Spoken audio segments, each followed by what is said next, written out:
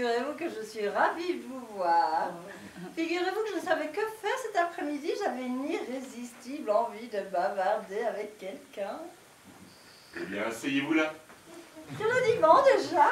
Vous y allez. Vous êtes un homme pressé. Non, précis, j'ai besoin de vous voir de près. Précis, pressant. Et autoritaire. Rassurez-vous. J'aime ça. Moi aussi. S'il y a bien quelque chose que j'aimerais savoir... C'est où est mon mari? Oui. Je sais, c'est lui que vous venez voir. Il a dû partir précipitamment pour Lima. Il ne reviendra que dans quelques jours. Aujourd'hui, c'est moi qui vais profiter de vous. Vous n'êtes pas trop déçus, au moins? Donc, d'après vous, votre mari est à Lima. À Lima ou ailleurs. Il sera ailleurs, ça ne m'étonnerait pas. Moi non plus. Vous savez, ces hommes partent régler des affaires à l'autre bout du monde. On finit par ne plus savoir exactement où ils sont. S'ils montent en avion ou s'ils en descendent. Pour une femme qui est un peu... Enfin... Pour une femme qui est... Une femme, c'est un peu...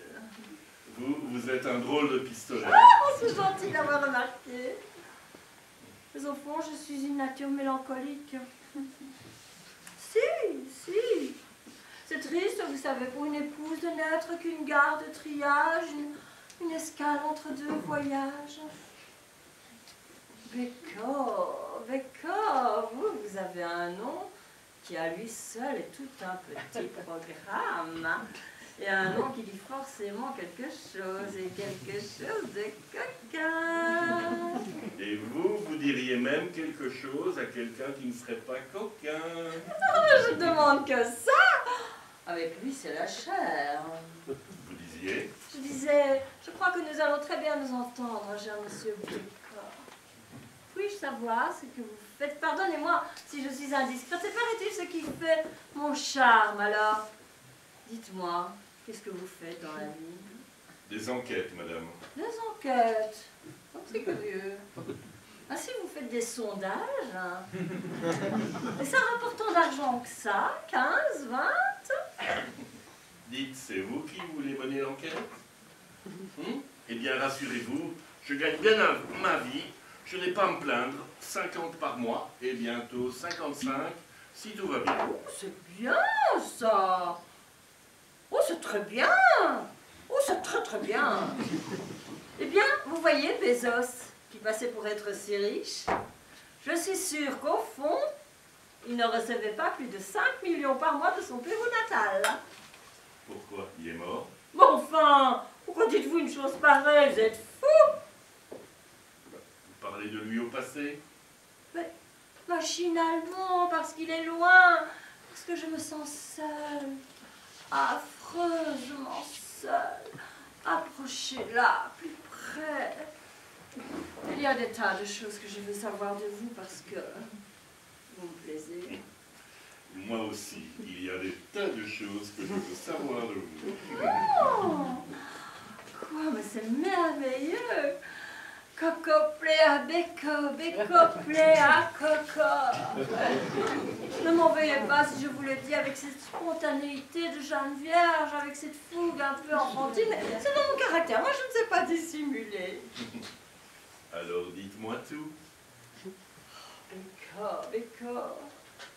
Il y a des années que je n'avais pas ressenti cette attirance, ce besoin de franchise. C'est ça. Laissez-vous aller. Avouez. On gagnera du temps. On gagnera du temps. Voyez-vous ça, le vilain, comme il est pressé. Mais c'est pas le moment, voyons. Mais pourquoi c'est pas le moment? Parce que nous ne sommes pas encore mariés. Que diable, pas encore. Et puis, si ma fille entrait et qu'elle me trouve ainsi dans les bras d'un inconnu. Ce genre de situation peut impressionner défavorablement un enfant. D'accord, arrêtez de me regarder comme ça, vous m'intimidez. D'accord, vous êtes très fascinant. Vous savez, j'ai 2 enfants. Je sens bien que vous faites l'amour, il ne faut pas. Ils sont charmants et tout à fait de brouillard.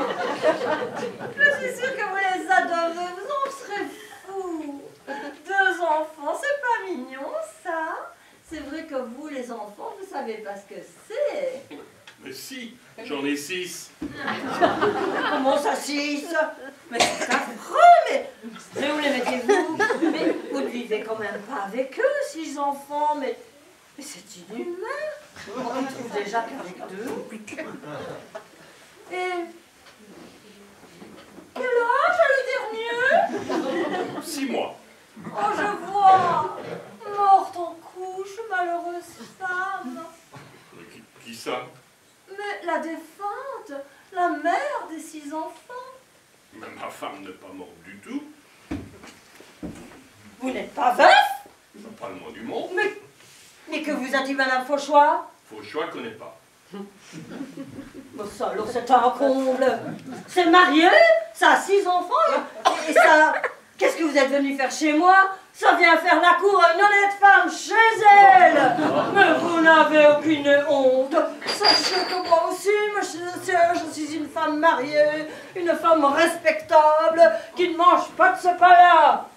Je voudrais bien savoir, monsieur... Monsieur comment déjà? Béco. Eh bien, je voudrais bien savoir, monsieur Béco, ce que vous êtes venu faire chez moi, en dehors d'essayer de boire tout mon whisky et de me faire subrepticement 6 enfants, moi aussi. Que veniez-vous faire? Une enquête, figurez-vous.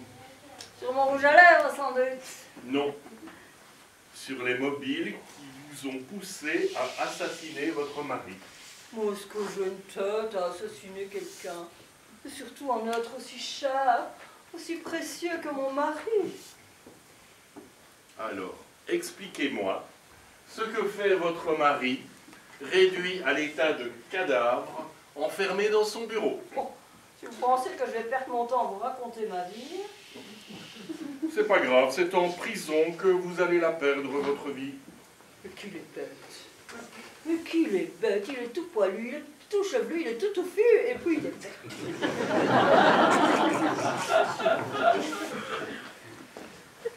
Jeanne, voulez-vous descendre, je vous prie? C'est un témoin. Elle pourra vous faire le récit de ma vie, elle doit encore la connaître par cœur, je la lui ai racontée hier soir. Elle pourra vous apporter la preuve que je ne suis coupable de rien, sauf peut-être de non-déclaration instantanée de décès. Oui, monsieur, c'est moi qui vous ai convoqué, mais je vous ai aussi tout défendu. Non. Madame, le comte de Montauban est dans l'antichambre. Seigneur, Montauban, mon sauveur, me voilà avec un Claude de Colombo. Soyez gentil, Jeanne, emmenez Colombo dans le petit salon pour y jouer au Cluedo. Adieu, monsieur.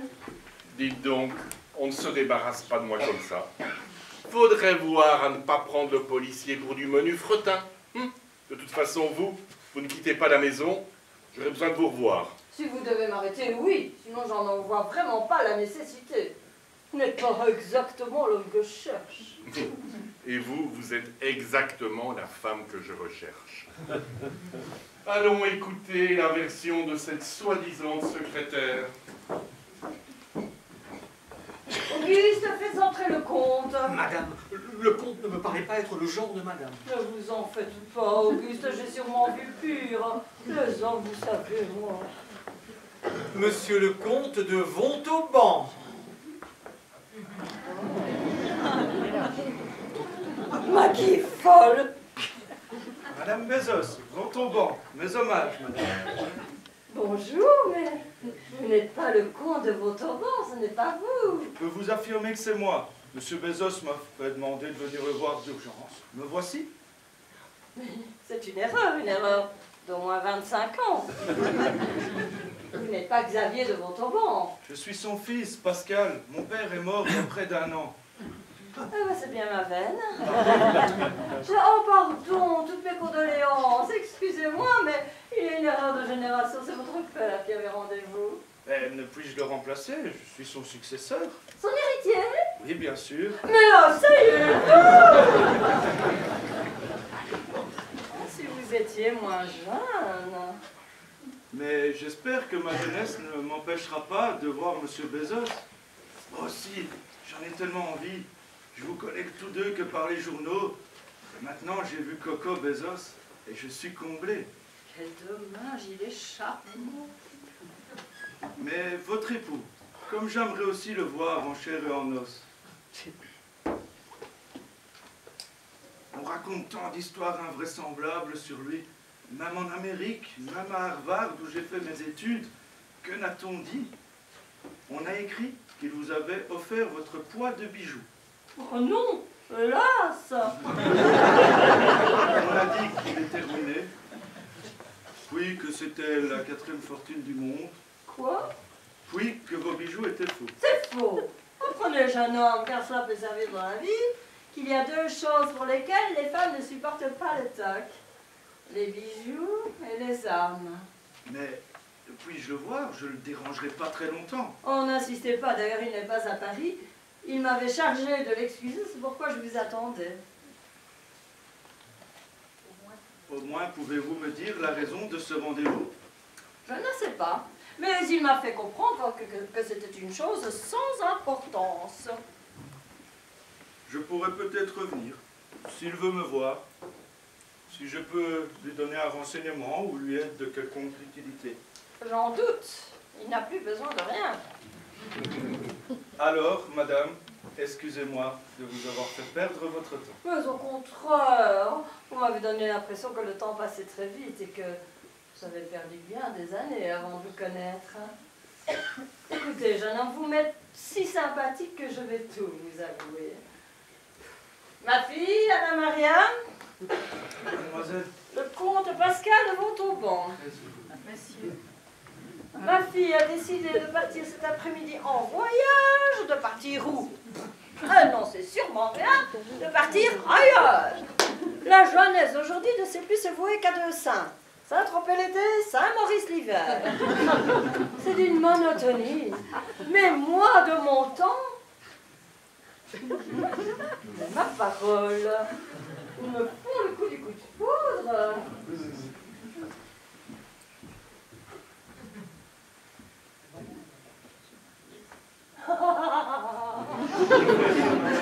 Mais vous êtes dit un seul mot, bonjour, et vous vous regardez comme si vous en étiez au 3e acte d'une tragédie de Shakespeare.